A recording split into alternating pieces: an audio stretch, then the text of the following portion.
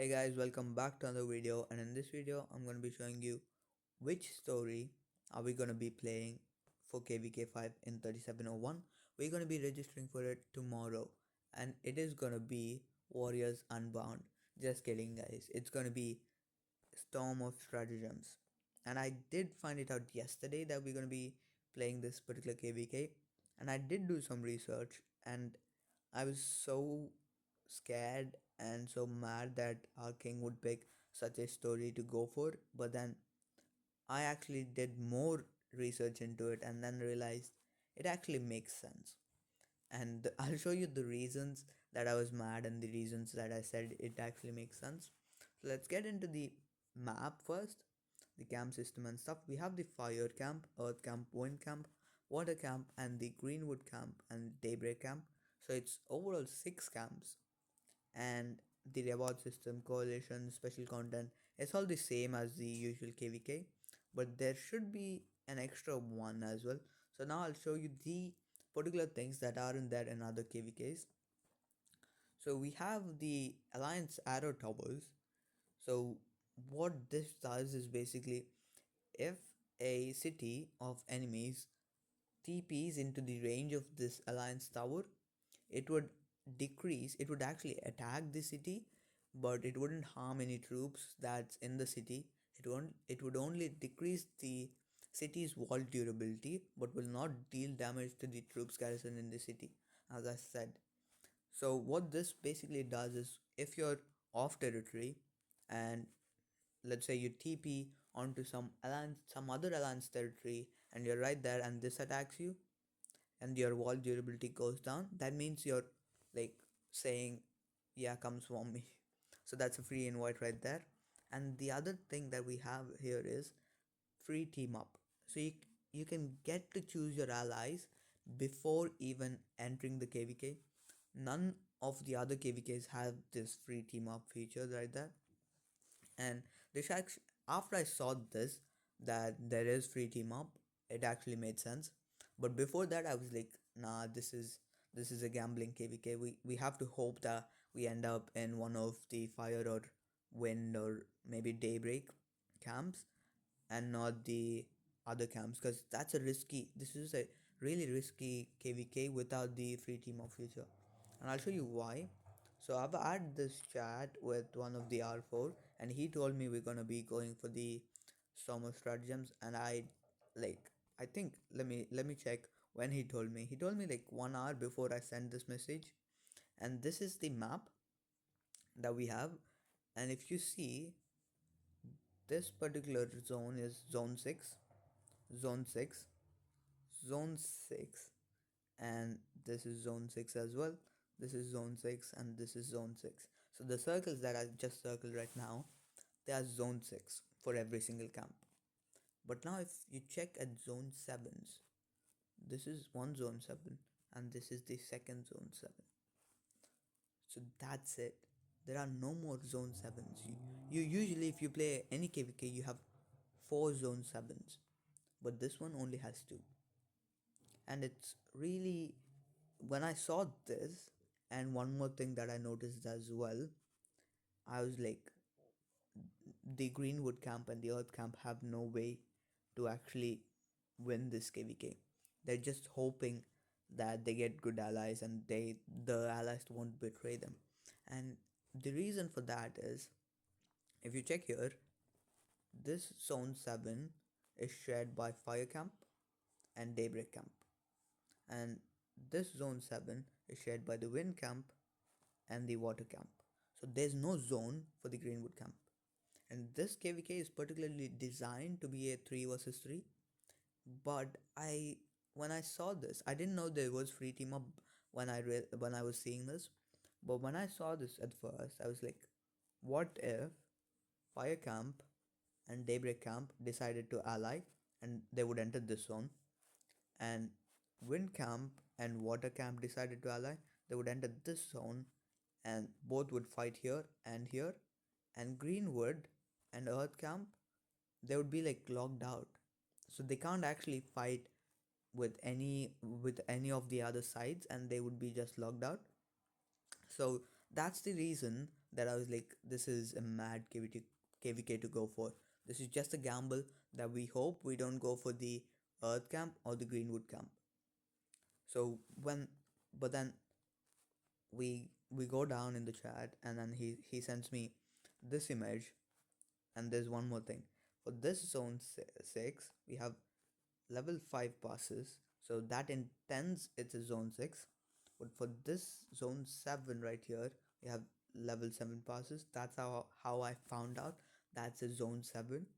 And if you look at these three passes right here, it's usually split 2 per camp, but then here we have 3 per camp. Actually, not per camp, it's for 2 camps they share 6 actually. Yeah, 6 level 9 passes. They share 3 each, and it's like there's no way for the, I think whatever this camp is, I'm not quite sure, for the Earth camp. And I think this should be the Daybreak, or no, this is the Greenwood camp. They have no way to enter into the Kingsland. There are no passes, guys. How are they supposed to enter? And I was like, again, my fear was that what if fire and daybreak ally and wind and water ally? So there's no way for the earth or greenwood to enter into the Kingsland or stand a chance to actually fight. But when I did see the free team up feature right there, I realized that you choose your allies before entering into the KvK. In that way, you won't have a chance of betrayal. So then these three would enter into the same zone, and then they would fight here, here, and actually they would fight at this particular level 7 pass. Let me clear that up. So yeah, they'd fight at this particular level 7 pass and this level 7 pass, or maybe this. Yeah, actually this one right there. So they'd fight here and here, and it's meant to be a 3 versus 3. This KvK is particularly designed to be a 3 versus 3, and that's for the my fear actually, that it shouldn't happen. And there is more, guys. The level 7, the level 8 passes, you could see we have one here and one here.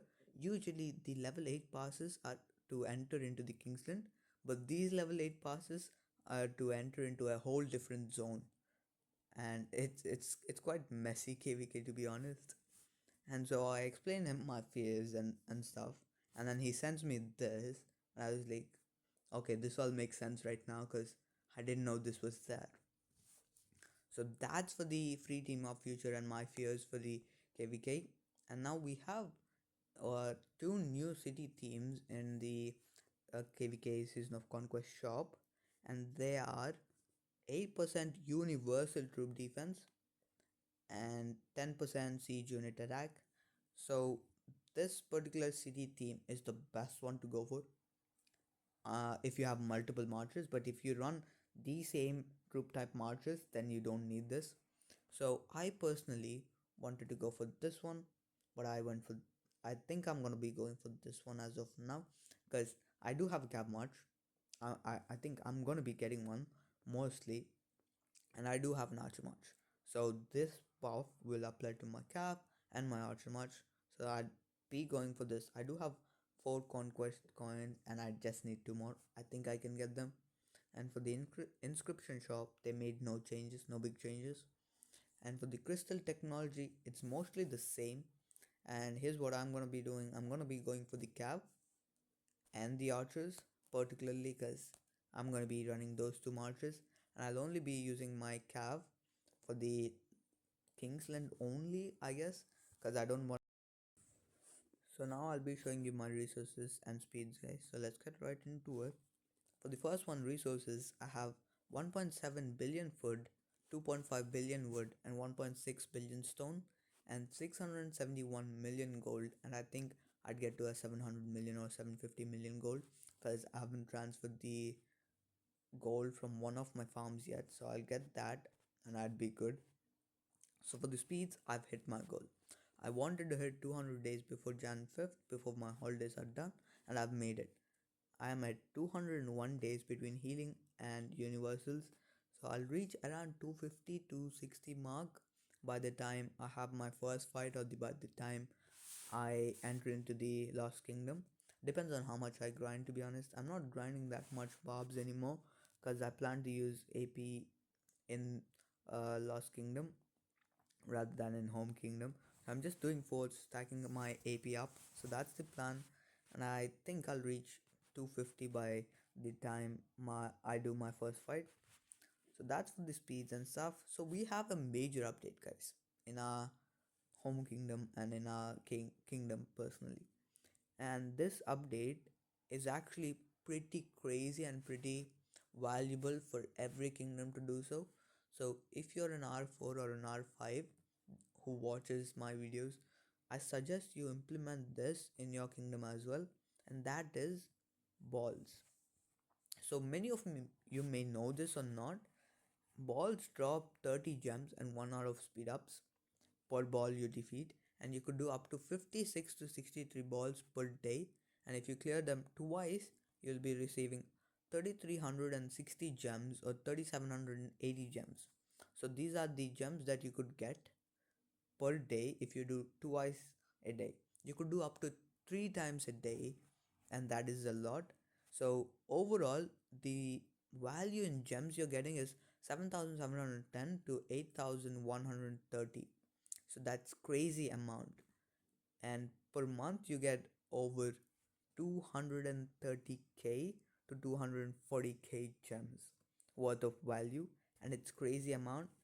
So these are the recommended pairs right here: Lancelot, GG, Dragon Lancer, Julius Caesar, 8th and Mina, CC and Archleys, Belisarius and Lohar.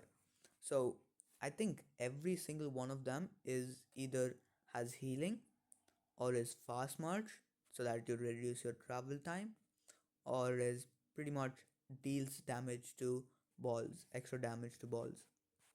So that's pretty much it for this video, guys. I suggest you to implement this in your kingdom as well. It does help a lot, and we did create a group chat as well, so we know when we're doing this and stuff. So that's pretty much it for this video, guys. Thank you for watching. Make sure to hit that like and subscribe button.